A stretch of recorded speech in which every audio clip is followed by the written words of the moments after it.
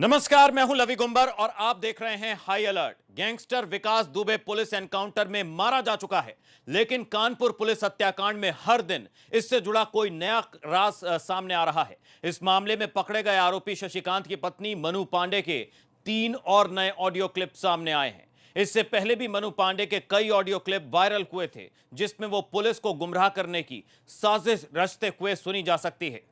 इन audio recording के सामने आने के बाद से मनु पर पुलिसिया शिकंजा कसता जा रहा है।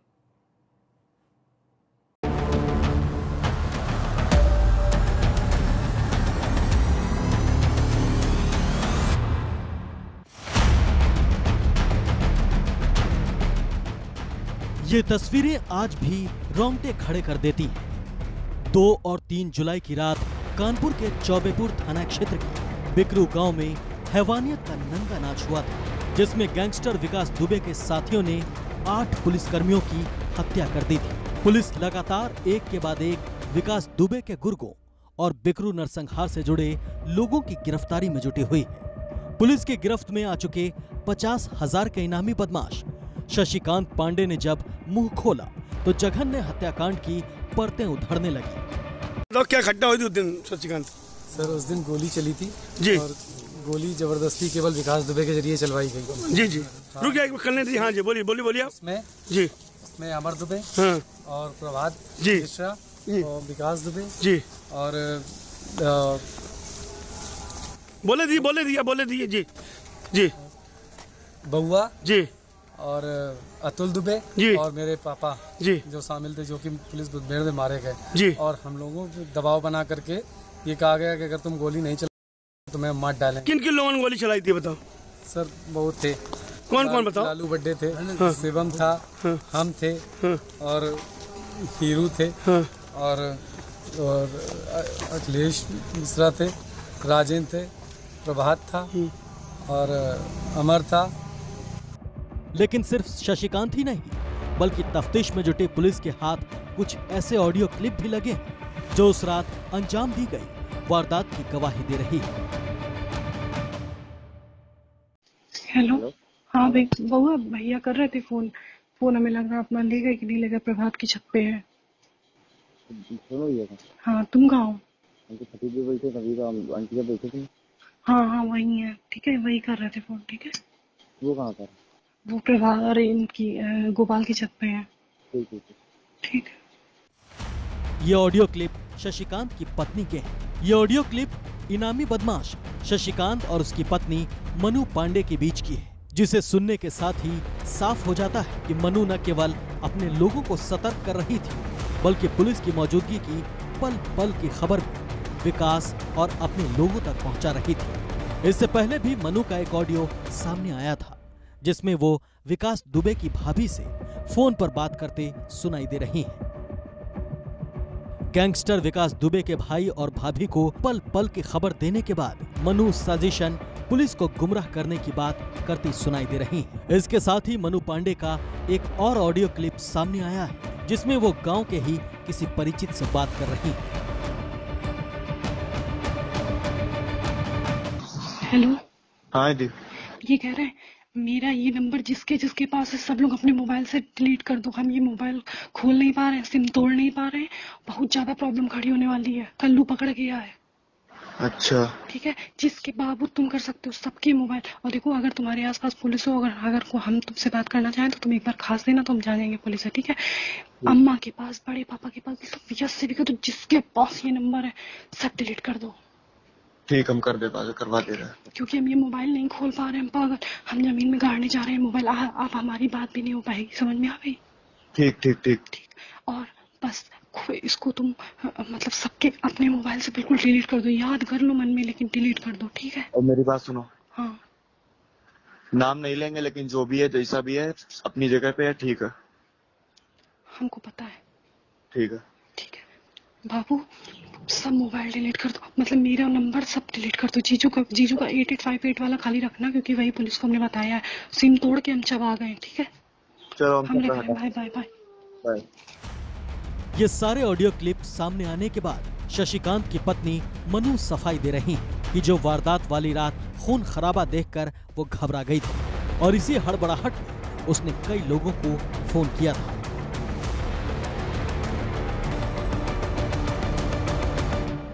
हम बहुत डर गए थे। मेरे आंगन में भी डेड बॉडी डाल दी गई थी और यहाँ पे भी गोलियों की आवाज से हम जान ही गए थे। तो हमने कहा, तो हमने उन्हीं के भाई की वाइफ को फोन किया था कि भाभी इन सब लोगों ने, यही मोहल्ले के सब लोगों ने मार के डाला है, विकास दुबे ने मार के डाला। उनकी आवाज़ कौन नहीं जानता, विकास दुबे की आवाज़ हम जान गए थे।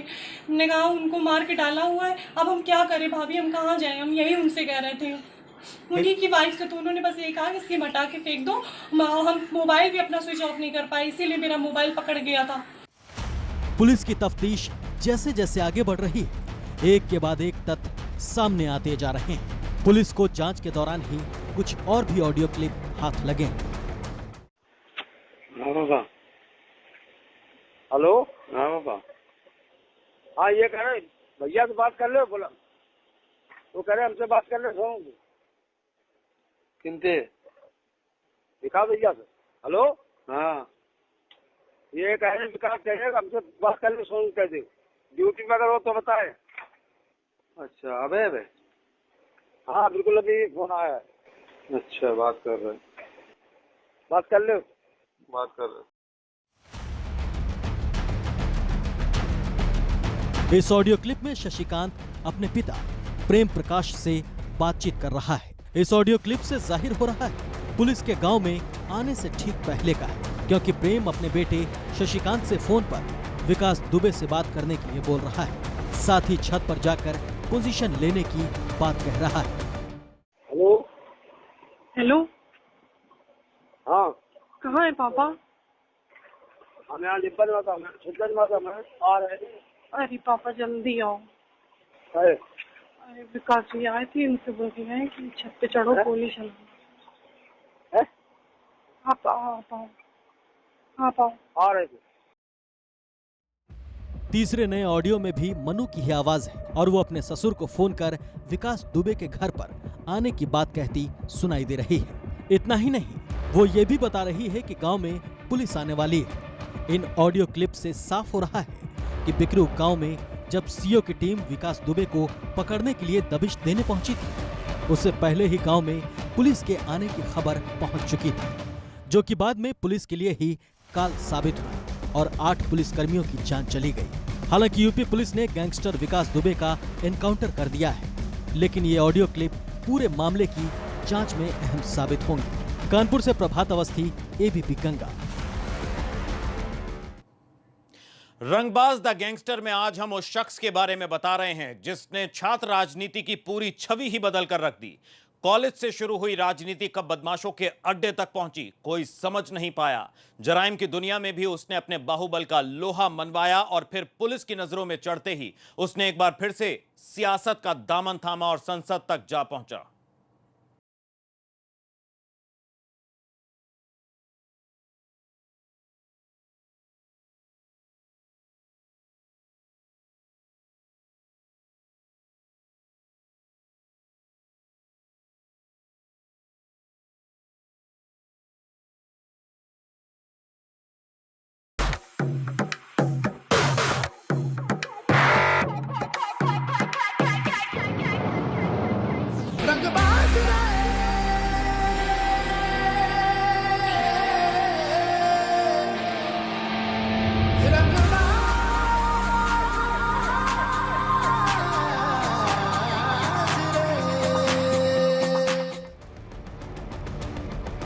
उत्तर प्रदेश के पूर्वांचल का एक जिला जौनपुर। कहते हैं यहाँ की राजनीति में बाहुबल और दबंगई का बोलबाला दशकों से है, लेकिन यहाँ की मिट्टी की एक खासियत ये भी है कि जिसको जिस सांचे में ढालो वो वैसा ही निकलता है। पढ़ाई की तो ऊंचा मुकाम पाया और अगर अपराध के रास्ते पर चल पड़ा तो फिर समाज से लेकर सिस्टम तक भयभीत करना और डराना उसका एक ही काम। यही कोई 90 के दशक का दौर था। जौनपुर के एक गांव बनसफा में जन्मा सामान्य परिवार का एक लड़का जौनपुर के ही टीडी कॉलेज में पढ़ने आता है, लेकिन इसी दौरान उसे यहाँ पढ़ाई से ज़्यादा जैसे छात्र राजनीति रास आने लगती है। फिर क्या, ये लड़का जौनपुर से लखनऊ विश्वविद्यालय पहुँच जाता है और उसके बाद शुरू होती है उसकी छात्र राजनीति के साथ अपराध की दुनिया में एंट्री।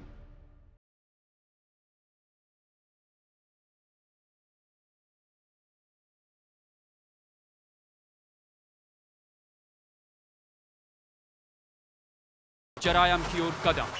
धनंजय की पहले दबंग छात्र नेता की छवि।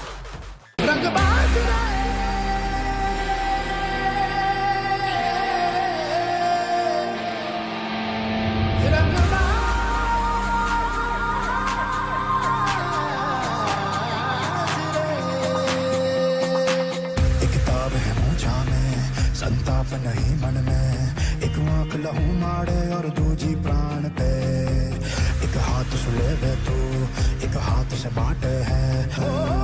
बेखौफ बवंडर है, बेताज सिकंदर है, टिक पावे ना कोई थारे सामने। बादल सूबी ऊंची गाज रे, रंगबाज रे, मर जावे मरता मरता,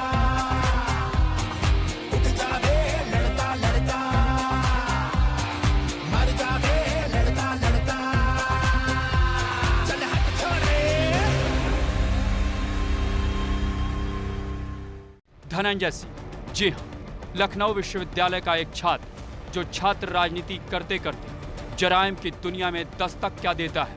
बहुत ही कम समय में उस पर हत्या, डकैती, लूट, रंगदारी, धमकी समेत कई केस दर्ज हो जाते हैं।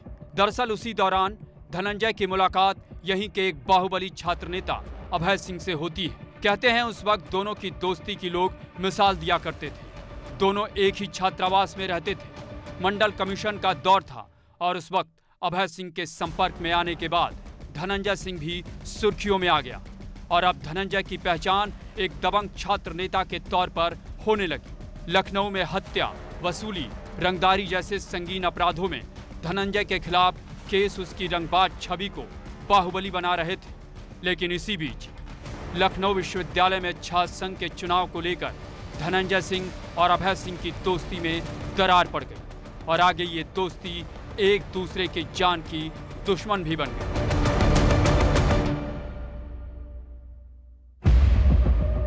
दबंग छात्र नेता से अपराधी बना धनंजय सिंह। 1998 आते आते धनंजय बना 50,000 का इनामी। 1998 आते आते दबंग छात्र नेता धनंजय सिंह अब 50,000 का इनामी बदमाश बन चुका था। उस पर एक दो नहीं, हत्या, डकैती समेत 12 मुकदमे दर्ज हो चुके थे। अपराधी बन चुका धनंजय फरारी काट रहा था। इसी बीच अक्टूबर 1998 को पुलिस को सूचना मिलती है कि 50,000 का इनामी धनंजय सिंह 3 लोगों के साथ भदोही मिर्जापुर रोड पर बने एक पेट्रोल पंप पर डकैती डालने पहुंच रहा है। फिर क्या, पुलिस मुठभेड़ में 4 लोग मारे जाते हैं, जिसमें तब पुलिस की ओर से बताया जाता है कि धनंजय सिंह भी मारा गया है। लेकिन हकीकत ये होती है कि धनंजय सिंह जिंदा होता है और फरार रहता है। महीनों तक अपनी मौत की खबर पर चुप्पी साधे बैठा धनंजय सिंह फरवरी 1999 में अचानक दुनिया के सामने आकर पुलिस समेत सबको हैरान कर देता है। बाद में इसी मामले में भदोही फेक एनकाउंटर को लेकर कई पुलिस वालों पर मुकदमे भी दर्ज होते हैं।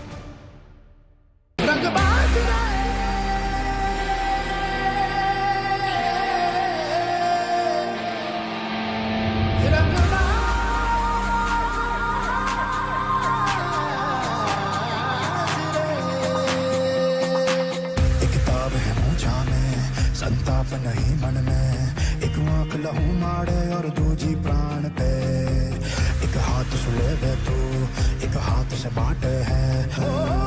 बेखौफ बवंडर है, बेताज सिकंदर है, टिक पावे ना कोई थारे सामने। बादल सूबी ऊंची गाज रे, रंगबाज रे, मर जावे मरता मरता,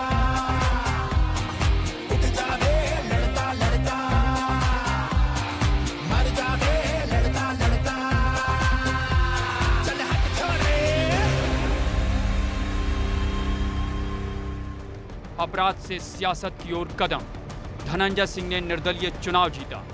इस बीच धनंजय सिंह ने अपराध के साथ साथ खुद को बाहुबली नेता की छवि में भी ढालना शुरू कर दिया था। जौनपुर में वो अपना काफी समय देता था और वहां की लोकल राजनीति में भी उसका दखल होने लगा था। जौनपुर में उस वक्त के बाहुबली नेता विनोद नाटे थे, जिसे मुन्ना बजरंगी का गुरु कहा जाता था। वो जौनपुर से चुनाव लड़ना चाहते थे और जौनपुर की रारी विधानसभा क्षेत्र में उन्होंने काफी मेहनत भी की थी, लेकिन दुर्भाग्य से एक रोड एक्सीडेंट में उनकी मौत हो जाती है। कहा जाता है कि उस वक्त धनंजय सिंह ने विनोद नाटे की तस्वीर को सीने से लगाकर क्षेत्र में ऐसी सहानुभूति दिखाई कि 2002 के चुनाव में धनंजय सिंह अपराधी से माननीय विधायक बन गए। उसने निर्दलीय चुनाव जीता।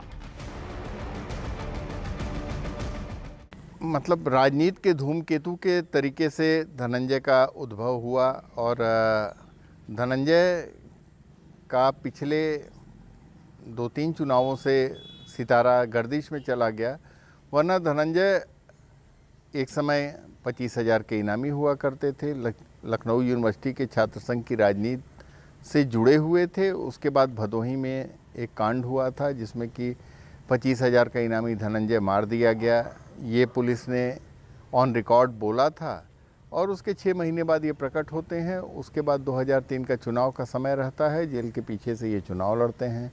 इनकी मां से लेकर के सारे लोग बेटे की प्राण रक्षा की भीख मांगते हुए, और मामूली मतलब एक तरीके से निर्दल ही माना जाएगा, जनता दल यू के टिकट पे ये चुनाव लड़ते हैं और चुनाव लड़ करके ये विधायक हो जाते हैं। उसके बाद 2007 के चुनाव में लोक जनशक्ति पार्टी के, ये भी एक छोटी सी पार्टी थी। धनंजय सिंह बना माननीय विधायक। धनंजय सिंह की बाहुबली नेता की छवि। धनंजय सिंह जो चाहता था उसे अब वो मिल चुका था।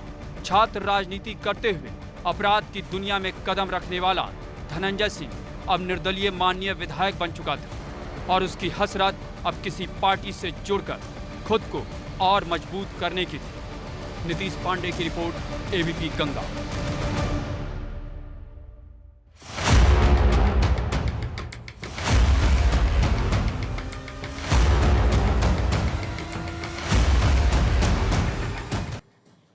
धनंजय सिंह पूर्वांचल का वो नाम बना जिसने रंगबाजी और बाहुबल के दम पर सरकारी ठेकों से लेकर व्यापारियों से वसूली तक की, लेकिन इन सब में उसके दोस्त और दुश्मन भी बनते रहे। धनंजय सिंह की निजी जिंदगी भी कम उतार चढ़ाव वाली नहीं रही।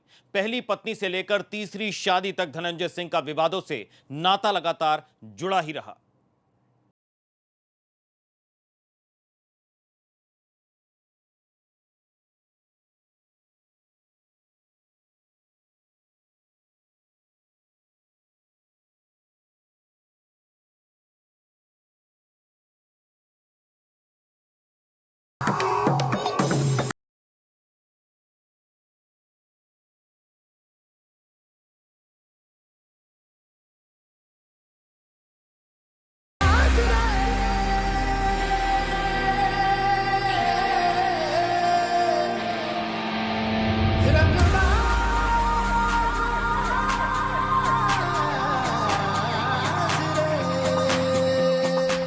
धनंजय सिंह अपराध से राजनीति में कदम रखने वाला एक और बाहुबली विधायक था। माना जाता है कि बाहुबली छवि के नेता का पीछा अपराध उसकी छाया की तरह जिंदगी भर करती है।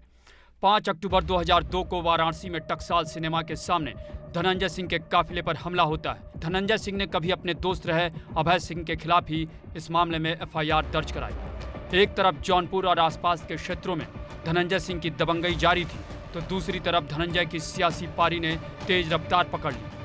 2007 के चुनाव में धनंजय ने JDU के टिकट पर चुनाव लड़ा और जीता भी। 2009 में तो धनंजय सिंह ने बसपा का दामन थामा और जौनपुर से लोकसभा पहुंच गया। कभी जौनपुर की धरती पर अपराध की फसल बोने वाला अपराधी अब संसद का माननीय सांसद बन चुका था।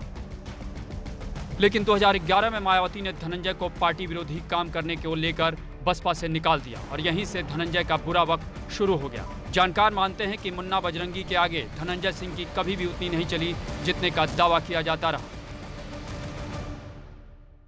धनंजय के राजनीतिक उसको ऊंचाई मिलती है, ग्राफ तब उनका बढ़ता है जब 2009 के चुनाव होते हैं। प्रदेश में बसपा की सरकार रहती है और बहन जी को ये लगा कि बाहुबलियों का सहारा लेना चाहिए, तो धनंजय समेत तमाम बाहुबलियों को उन्होंने न सिर्फ पार्टी में शामिल किया बल्कि उनको पूरा सपोर्ट किया। पॉलिटिकल ग्राफ इनका लगातार गिरता जा रहा है और फिलहाल कोई राजनीतिक दल इनको एक्सेप्ट करने की स्थिति में नहीं है। इसका आभास इनको भी है, इसीलिए इन्होंने खुद नहीं अपनी पत्नी को, तीसरी पत्नी को भाजपा ज्वाइन कराई है। उसकी पहली पत्नी ने शादी के 9 महीने बाद ही आत्महत्या कर ली। दूसरी पत्नी डॉक्टर जागृति सिंह से धनंजय का तलाक हो गया। इसके बाद 2017 में धनंजय ने शिकला रेड्डी से पेरिस में शादी की। धनंजय सिंह का काला कारोबार, रंगदारी वसूली और अपहरण का कारोबार। धनंजय की दबंगई और गुंडई का आलम यह है कि कभी विधायक और सांसद रहे इस नेता की जौनपुर से लेकर लखनऊ तक तूती बोलती है। रेलवे के ठेके से लेकर रंगदारी और वसूली तक का काला कारोबार चलता है। बीते 13 जुलाई को लखनऊ में आलमबाग इलाके में खुलेआम हरदोई के जिला पंचायत सदस्य सुरेंद्र कालिया पर जानलेवा हमला हुआ, जिसका आरोप जौनपुर जेल में बंद पूर्व सांसद धनंजय सिंह पर लगा है। जाति को आधार बनाकर सत्ता में रसूख बनाने वाले धनंजय आज विवादों के तौर पर जाने जाते हैं। धनंजय का नाम आज विवादित नेताओं के तौर पर आता है। हालांकि जमीन पर अभी भी उनकी दहशत, उनका नाम काफ़ी माना जाता है, लेकिन आने वाले दिनों में अगर बात करें तो जो जानकार हैं उनका ये कहना है कि धनंजय की सत्ता अब जाती हुई नजर आ रही है। नीतीश कुमार पांडे की रिपोर्ट, एबीपी गंगा। तो प्रदेश में कहां-कहां गुनाह ने दी दस्तक, चलिए आपको बताते हैं क्राइम डायरी में। बरेली में एक मुठभेड़ के बाद गैंगस्टर अंकित यादव को शहर कोतवाली पुलिस ने बिहारीपुर से गिरफ्तार किया। उसके पास से 500 ग्राम चरस बरामद हुआ है। अंकित पर लूट, डकैती समेत 3 दर्जन मुकदमे दर्ज हैं। अंकित यादव टॉप 10 अपराधियों में से एक है। ग्रेटर नोएडा के सूरजपुर थाना क्षेत्र में मोबाइल लूटकर भाग रहे बदमाशों से पुलिस की मुठभेड़ हुई, जिसमें पुलिस की गोली से एक बदमाश घायल हो गया, जबकि दूसरा भागने में कामयाब हो गया। पुलिस ने लूटी गई मोबाइल, चोरी की बाइक और तमंचा बरामद किया है। यूपी एसटीएफ की नोएडा यूनिट ने अंडरवर्ल्ड डॉन अबू सलेम के करीबी गजेंद्र सिंह को गिरफ्तार किया है। गजेंद्र पर गैंग का भय दिखाकर पैसे हड़पने और वसूली का आरोप था। उसने साल 2014 में दिल्ली के एक बिजनेसमैन से प्रॉपर्टी के नाम पर 1 करोड़ 80 लाख रुपए हड़प लिए थे।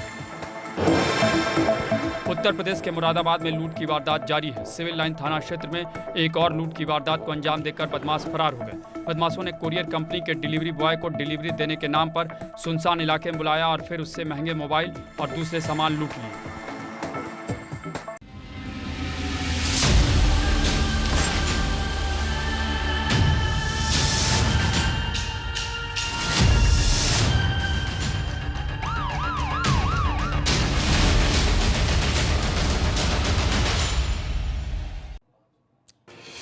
इसी बीच